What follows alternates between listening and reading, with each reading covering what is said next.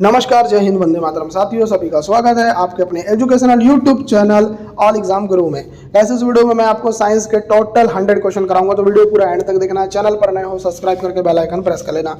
तो चलिए स्टार्ट करते हैं वीडियो बिना किसी देरी के। पहला क्वेश्चन, पुच्छल तारा कितने वर्षों पर दिखाई देता है? इसका आंसर आ जाएगा दोस्तों 76 वर्षों में। आप कहाँ से इस वीडियो को देख रहे हैं, आपका प्यारा सा नाम क्या है, कमेंट करके जरूर बताना। और हाँ गाइस, वीडियो कैसी लगी जरूर बताना। चलिए सेकंड क्वेश्चन देख लेते हैं। रेगुलेटर को परिपथ में क्यों जोड़ा जाता है? रेगुलेटर जिससे आप कम ज्यादा करते हैं पंखे को, है ना, तो उसको परिपथ में क्यों जोड़ते हैं? तो ये धारा को नियंत्रित करने हेतु जोड़ते हैं। तो इसका आंसर आ जाएगा सी आंसर। थर्ड क्वेश्चन देख लेते हैं। किस रंग का तरंग दैर्ध्य सबसे अधिक होता है? सबसे अधिक होता है दोस्तों लाल का, सबसे कम होता है बैगनी का। ठीक है, चलिए आगे देख लेते हैं नेक्स्ट क्वेश्चन। सभी विद्युत चुंबकीय तरंगे किस चाल से चलती है? दोस्तों ये प्रकाश की चाल से चलती है। आंसर आ जाएगा बी आंसर। आगे देखिए पांचवा क्वेश्चन। 100 वाट और 200 वाट के दो बल्ब को समानांतर क्रम में जोड़ने पर कौन सा अधिक प्रकाश देगा? समानांतर क्रम मतलब फेस न्यूट्रल दोनों दोगे, फेस न्यूट्रल दोनों दोगे तो सबसे ज्यादा पावर किसका? 200 वाट का, तो यही जलेगा। आगे देखिए नेक्स्ट क्वेश्चन। कौन सी तरंग ठोस, द्रव और गैस सभी माध्यम में उत्पन्न हो सकती है? तो दोस्तों ये जो है अनुदैर्ध्य तरंग होती है। आंसर आ जाएगा सी। आगे देखिए नेक्स्ट क्वेश्चन सातवां। ऊष्मागतिकी का प्रथम नियम किसके संरक्षण को प्रदर्शित करता है? दोस्तों ये करता है ऊर्जा संरक्षण को प्रदर्शित करता है। आगे देखिए आठवां क्वेश्चन। चंद्रमा तल से आकाश का रंग कैसा दिखाई देता है? अगर ये क्वेश्चन पूछा जाए, आंसर लगाना काला दिखाई देता है। आगे देखिए नौवां क्वेश्चन। पृथ्वी का द्रव्यमान लगभग कितना होता है? पृथ्वी का द्रव्यमान होता है दोस्तों 5.972 गुणा 10 के ऊपर 24 की पावर किलोग्राम। आगे देखिए नेक्स्ट क्वेश्चन। किस प्रकार का प्रतिबिंब पर्दे पर उतारा जा सकता है? दोस्तों पर्दे पर उतारा जा सकता है वास्तविक प्रतिबिंब को। आंसर आ जाएगा सी। चलिए आगे देखिए नेक्स्ट क्वेश्चन। अर्धचालक पदार्थों की विद्युत चालकता ताप बढ़ाने पर कैसी होती है? दोस्तों ये होती है, बढ़ जाती है। आंसर आ जाएगा सी। आगे देखिए 12वां क्वेश्चन। वायुयान की चाल और ध्वनि की चाल के अनुपात को क्या कहते हैं? दोस्तों इसको बोलते हैं मैक संख्या। आगे देखिए नेक्स्ट क्वेश्चन 13वां क्वेश्चन। समतल दर्पण में व्यक्ति को अपना पूरा प्रतिबिंब देखने के लिए दर्पण की न्यूनतम लंबाई कितनी होनी चाहिए? अगर एक क्वेश्चन आपसे पूछा जाए, इसका आंसर आ जाएगा आधी लंबाई होना चाहिए। सी इसका राइट आंसर आएगा। 14 देखिए। तारों का जीवन काल किस पर निर्भर करता है? तारों का जीवन काल ताप और द्रव्यमान पर निर्भर करता है। दोस्तों अगर आपको ऐसे प्रश्न चाहिए, जैसे मैं आपको पढ़ा रहा हूँ सुपर सिलेक्शन प्रश्न, अगर आपको ऐसे ही प्रश्न चाहिए, आपको 199 में सारे इंपॉर्टेंट प्रश्न मिल जाएंगे। और इस नंबर पर मैसेज करना है 9243449122। इस नंबर पे आप मैसेज कर दो, आपको सुपर सिलेक्शन प्रश्न मिल जाएंगे और सारे सब्जेक्ट के मिल जाएंगे। 199 इसका प्राइस है। लास्ट समय में पढ़ोगे तो सिलेक्शन के लिए काफी काम आएंगे। 20 से 25 नंबर आपके बढ़ जाएंगे। चलिए आगे देखिए नेक्स्ट क्वेश्चन। पृथ्वी की आयु ज्ञात करने में किस विधि का प्रयोग किया जाता है? दोस्तों इसका आंसर आ जाएगा यूरेनियम डेटिंग का। बी इसका राइट आंसर आएगा। आगे देखिए 16 क्वेश्चन आपकी स्क्रीन पर। घरों में उपयोग की जाने वाली विद्युत ऊर्जा को किस इकाई में मापा जाता है? इसका आंसर आ जाएगा किलोवाट घंटा। किलोवाट घंटा। आगे देखिए 17 क्वेश्चन। परमाणु उदासीन क्यों होते हैं? परमाणु उदासीन होते हैं दोस्तों इलेक्ट्रॉन और प्रोटॉन की संख्या बराबर होती है, इस वजह से। आगे देखिए 18। लेजर शब्द का विस्तृत रूप क्या है? तो लेजर का विस्तृत रूप है दोस्तों, देखो लेजर का फुल फॉर्म क्या होता है? तो light amplification by stimulated emission of radiation, ये लेजर का फुल फॉर्म होता है। 19वां क्वेश्चन। समुद्र की दूरी मापना है आपको, किस में मापोगे? तो ये नॉटिकल मील में मापते हैं। याद रखना, नॉटिकल मील में समुद्र की दूरी मापते हैं। चलिए 20 देख लेते हैं। पराश्रव्य तरंगों को निम्न में से कौन से दो जीव सुन सकते हैं? पराश्रव्य तरंग वो तरंग होती है जो 20,000 हर्ट्ज से ऊपर की होती है। ठीक है, तो इसको कौन सुन सकता है? तो इसको सुन सकते हैं कुत्ते और चमगादड़। आंसर आ जाएगा आपका सी आंसर। ठीक है, ये 21 क्वेश्चन। ध्वनि की चाल निम्न में से किस माध्यम में सबसे कम होती है? इसका आंसर आ जाएगा दोस्तों गैस में। गैस में ध्वनि की चाल सबसे कम होती है। आगे देखते हैं 22। गाड़ी में कार्बोरेटर का कार्य क्या होता है? कार्बोरेटर का कार्य क्या होता है गाड़ी में? तो ये होता है पेट्रोल और हवा का मिश्रण बनाता है। आंसर आ जाएगा सी। 23। स्पुतनिक 2 की सहायता से अंतरिक्ष में भेजा जाने वाला पहला जानवर कौन था? दोस्तों इसका नाम है लाइका नामक कुत्ता। आंसर आ जाएगा सी। आगे देखिए नेक्स्ट क्वेश्चन 24। बिना उपग्रह वाले ग्रह कौन से? बिना उपग्रह वाले ग्रह कौन से हैं? तो बुध और शुक्र ग्रह, ये दोनों ग्रह में उपग्रह नहीं है। आगे देखिए नेक्स्ट क्वेश्चन। किसी पिंड का भार सबसे अधिक कहाँ होता है? पिंड का भार हमेशा याद रखना ध्रुव पर अधिक होता है। एग्जाम में क्वेश्चन डायरेक्ट आता है, डायरेक्ट याद रख लेना, पिंड का भार हमेशा ध्रुव पर अधिक होता है। आगे देखिए 26वां क्वेश्चन। लिफ्ट में व्यक्ति का भार कब अधिक होता है? अगर ये क्वेश्चन पूछा जाए तो इसका आंसर आ जाएगा जब लिफ्ट ऊपर की ओर जा रही हो त्वरण से। आगे देखिए नेक्स्ट क्वेश्चन। किसी पिंड का वेग दुगना होने पर उसकी गतिज ऊर्जा क्या हो जाएगी? तो दोस्तों अगर ये क्वेश्चन पूछा जाए तो इसका आंसर आ जाएगा 4 गुनी हो जाएगी। आंसर आ जाएगा सी आंसर। आगे देखिए 28। जब नदी में तैरता जलयान समुद्र में जाता है तो क्या होता है? तो दोस्तों इसका आंसर आ जाएगा थोड़ा ऊपर उड़ जाता है, आंसर आ जाएगा सी आंसर। आगे देखिए 29, वर्षा की बूंदें गोल क्यों होती है? वर्षा की जो बूंदें गोल होती है दोस्तों ये होती है पृष्ठ तनाव के कारण, आंसर आ जाएगा डी आंसर। आगे देखिए 30 क्वेश्चन, कोई उपग्रह पृथ्वी के गुरुत्वाकर्षण से दूर अंतरिक्ष में कब जाएगा? तो दोस्तों इसका आंसर आ जाएगा जब उसे 11.2 किलोमीटर पर सेकंड की चाल मिले। देखो मैं आपको बता देता हूँ कि अगर हमको पृथ्वी से किसी भी ऑब्जेक्ट को बाहर फेंकना है तो उसकी जो चाल होना चाहिए वो 11.2 किलोमीटर पर सेकंड होना चाहिए। आगे देखिए नेक्स्ट क्वेश्चन, आपेक्षिक घनत्व का मात्रक क्या होता है? दोस्तों आपेक्षिक घनत्व का मात्रक होता है, यहाँ में से कोई भी नहीं है। अच्छा ये नहीं है आपेक्षिक घनत्व का यहाँ में से कोई भी मात्रक, तो क्या है ये कमेंट करके आपको बताना। ये भी आपके लिए क्वेश्चन है, 2 क्वेश्चन मैंने रखा है कमेंट सेक्शन में कमेंट करने के लिए, देखते हैं कौन आंसर देता है। जो भी सही आंसर देगा उसका जो मैं मैसेज है उसको लाइक कर दूंगा। आगे देखिए 32, हाइड्रोलिक प्रेस और द्रवित चलित ब्रेक किस सिद्धांत पर कार्य करते हैं? तो दोस्तों ये हमेशा याद रखना पास्कल के सिद्धांत पर काम करते हैं, डी इसका राइट आंसर आएगा। आगे देखिए नेक्स्ट क्वेश्चन, यदि बैरोमीटर की रीडिंग अचानक गिर जाए तो यह किसका संकेत होता है? तो दोस्तों ये होता है आंधी और तूफान का। याद रखना अगर बैरोमीटर का जो रीडिंग होता है वो अचानक गिर जाएगा तो ये होता है आंधी और तूफान का संकेत। आगे देखिए 34 क्वेश्चन, बैरोमीटर की रीडिंग में क्रमिक गिरावट किसका संकेत देती है?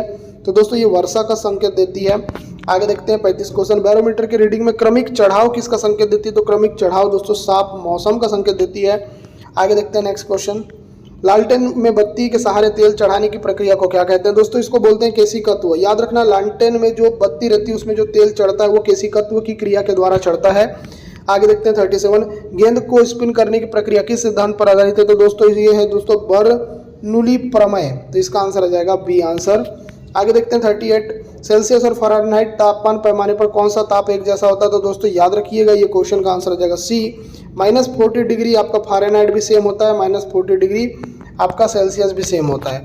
आगे देखिए नेक्स्ट क्वेश्चन, एक स्वस्थ व्यक्ति का सामान्य शरीर तापमान कितना होता है? दोस्तों अगर ये क्वेश्चन आपसे पूछा जाए तो इसका आंसर आ जाएगा 37 डिग्री सेल्सियस और 98.6 डिग्री फ़ारेनहाइट। फ़ारेनहाइट में पूछा जाएगा तो 98.6 डिग्री फ़ारेनहाइट और 37 डिग्री सेल्सियस में पूछा जाएगा। तो 40 क्वेश्चन, जल का न्यूनतम आयतन किस तापमान पर होता है? दोस्तों इसका आंसर आ जाएगा 4 डिग्री सेल्सियस। देखो 4 डिग्री सेल्सियस जो है ना इस तापमान पर न्यूनतम आयतन होता है जल का। 41 क्वेश्चन, जल का अधिकतम घनत्व किस तापमान पर होता है? अधिकतम घनत्व पूछा जाएगा तो 4 डिग्री सेल्सियस पर होता है, तो यहाँ आंसर आ जाएगा सी आंसर।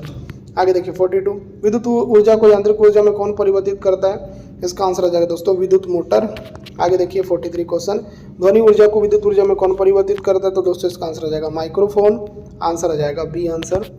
आगे देखिए 44, विद्युत ऊर्जा को ध्वनि ऊर्जा में कौन परिवर्तित करता है? तो दोस्तों इसका आंसर आ जाएगा लाउड स्पीकर। आगे देखते हैं 45, दूध का घनत्व किस यंत्र से मापा जाता है? तो दोस्तों इसका आंसर आ जाएगा लैक्टोमीटर से। आगे देखते हैं 46, निकट दृष्टि दोष में किस लेंस का चश्मा प्रयोग किया जाता है? दोस्तों इसका आंसर आ जाएगा अवतल लेंस, आंसर आ जाएगा बी आंसर। 47, दूरदृष्टि दोष में किस लेंस का चश्मा प्रयोग किया जाता है? तो दोस्तों इसका आंसर आ जाएगा उत्तल लेंस, इसका आंसर आ जाएगा सी आंसर। आगे देखिए 48, अंतरिक्ष यान में अंतरिक्ष यात्री को आकाश कैसा दिखाई देता है? तो दोस्तों इसका आंसर आ जाएगा काला दिखाई देता है, आंसर आ जाएगा सी आंसर। 49, प्रकाश वर्ष क्या है? दोस्तों प्रकाश वर्ष जो है खगोलीय दूरी मापने की इकाई है, आंसर आ जाएगा डी आंसर। 50 क्वेश्चन, हीटर का तार किस पदार्थ से बना होता है? तो दोस्तों ये नाइक्रोम का बना होता है, आंसर आ जाएगा सी आंसर। 51 क्वेश्चन, परमाणु बम किस पद्धति पर कार्य करता है? तो दोस्तों नाभिक विखंडन पर काम करता है परमाणु बम, आंसर आ जाएगा सी। 52, हाइड्रोजन बम किस पद्धति पर कार्य करता है? तो दोस्तों इस संलयन प्रक्रिया पर काम करता है, तो इसका आंसर आ जाएगा ऑप्शन नंबर बी। 53 क्वेश्चन, सूर्य की ऊर्जा किस प्रक्रिया से प्राप्त होती है? दोस्तों इसका आंसर आ जाएगा नाभिक संलयन, आंसर आ जाएगा डी। आगे देखिए 54, ध्वनि तरंगे किस प्रकार की तरंगे होती है? तो ध्वनि तरंगे होती है आपकी अनुदैर्ध्य तरंगे, आंसर आ जाएगा बी। 55 क्वेश्चन, आकाश का नीला रंग किस कारण होता है? तो आकाश का जो नीला रंग होता है वो प्रकीर्णन के कारण होता है, आंसर आ जाएगा सी। नेक्स्ट क्वेश्चन 56, एसी को डीसी में किसके द्वारा बदला जाता है? तो एसी को डीसी में बदला जाता है दोस्तों दिष्टकारी रेक्टिफायर के द्वारा। आगे देखिए 57, पानी से भरी बाल्टी में छड़ी टेढ़ी क्यों दिखाई देती है? दोस्तों इसके पीछे रीजन है अपवर्तन की वजह से, तो आंसर आ जाएगा बी। चलिए नेक्स्ट क्वेश्चन 58, टेप रिकॉर्डर में प्लास्टिक टेप पर किस पदार्थ का लेप होता है? दोस्तों अगर ये क्वेश्चन पूछा जाए तो लोह चुंबकीय पदार्थ का, तो आंसर आ जाएगा आपका सी। आगे देखिए नेक्स्ट क्वेश्चन आपके स्क्रीन पर 59, मानव निर्मित प्रथम तत्व कौन सा है? तो दोस्तों इसका आंसर आ जाएगा पोलोनियम। पोलोनियम जो है मानव द्वारा निर्मित प्रथम तत्व है। 60 क्वेश्चन, यूरेनियम के नाभिक विखंडन के अंतिम अवस्था में क्या प्राप्त होता है? तो दोस्तों ये सीसा प्राप्त होता है, लेड प्राप्त होता है। 61, बादल हवा में किस कारण तैरते हैं? बादल हवा में जो तैरते हैं वो श्यानता और कम घनत्व की वजह से तैरते हैं। आंसर आ जाएगा सी। 62 क्वेश्चन, रॉकेट को आगे बढ़ाने का सिद्धांत क्या कहलाता है? दोस्तों इसको बोलते हैं रेखीय संवेग संरक्षण का सिद्धांत। आंसर आ जाएगा सी। 63 क्वेश्चन, लिफाफे पर गोंद लगा डाक टिकट किस बल के कारण चिपकता है? दोस्तों इस बल का जो नाम है वो है आसंजन बल। तो आंसर आ जाएगा डी।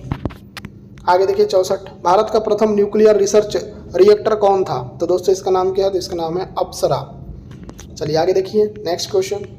65, पनडुब्बी के अंदर से बाहर की वस्तुओं को देखने के लिए किस यंत्र का प्रयोग किया जाता है? तो दोस्तों इसका आंसर आ जाएगा पेरिस्कोप का। तो आंसर आ जाएगा बी आंसर। चलिए नेक्स्ट क्वेश्चन। 66, एक न्यूटन कितने डाइन के बराबर होता है? देखो एक न्यूटन जो है ये 10 के ऊपर 5 डाइन के बराबर होता है। आगे देखिए नेक्स्ट क्वेश्चन। 67, एक जूल कितने अर्ग के बराबर होता है? तो एक जूल जो है 10 के ऊपर 7 अर्ग के बराबर होता है। आगे देखिए नेक्स्ट क्वेश्चन। एक प्रकाश वर्ष कितने मीटर के बराबर होता है? तो एक प्रकाश वर्ष दोस्तों 9.46 गुणा 10 के ऊपर 15 की पावर इतना मीटर के बराबर होता है। 69 क्वेश्चन, प्रथम श्रेणी के उत्तोलक का उदाहरण कौन सा है? दोस्तों प्रथम श्रेणी का उत्तोलक कैंची है। चलिए आगे देखिए नेक्स्ट क्वेश्चन। द्वितीय श्रेणी का उत्तोलक का उदाहरण क्या है? तो दोस्तों सरौता जो है द्वितीय श्रेणी का उत्तोलक है। तृतीय श्रेणी का उत्तोलक का उदाहरण क्या है? तो दोस्तों यह है किसान का हल। चलिए आगे देखिए नेक्स्ट क्वेश्चन। यांत्रिक ऊर्जा को विद्युत ऊर्जा में कौन परिवर्तित करता है? दोस्तों इसका आंसर आ जाएगा डायनमो। आगे देखिए नेक्स्ट क्वेश्चन। सौर ऊर्जा को विद्युत ऊर्जा में कौन परिवर्तित करता है? दोस्तों इसका आंसर आ जाएगा सोलर सेल। चलिए आगे देखिए नेक्स्ट क्वेश्चन। जब लिफ्ट ऊपर की ओर जाती है तो पिंड का भार कैसा होता है? तो दोस्तों उस केस में पिंड का भार बढ़ जाता है। तो आंसर आ जाएगा बी आंसर। आगे देखिए नेक्स्ट। जब लिफ्ट नीचे की ओर आती है तो पिंड का भार कैसा होता है? तो दोस्तों उस केस में पिंड का भार घट जाता है। 76, वायुयान में बैठे यात्री के फाउंटेन पेन से स्याही क्यों रिस जाती है? तो इसके पीछे रीजन क्या है? तो यह है वायुमंडलीय दाब कम होने के कारण। चलिए आगे देखिए नेक्स्ट क्वेश्चन। आपेक्षिक घनत्व किस यंत्र द्वारा मापा जाता है? दोस्तों अगर ये क्वेश्चन पूछा जाए तो इसका आंसर आ जाएगा हाइड्रोमीटर के द्वारा।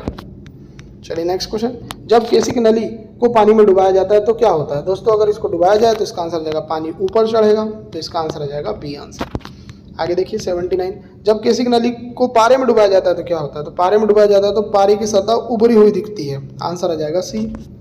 80 क्वेश्चन, पारे और जल में केसिक क्रिया में क्या मुख्य अंतर होता है? दोस्तों इसका आंसर आ जाएगा जल ऊपर चढ़ता है, पारा नीचे गिरता है। 81 क्वेश्चन, ध्वनि किस प्रकार की तरंग होती है? ध्वनि जो होती है दोस्तों ये होती है अनुदैर्ध्य तरंग। आंसर आ जाएगा बी।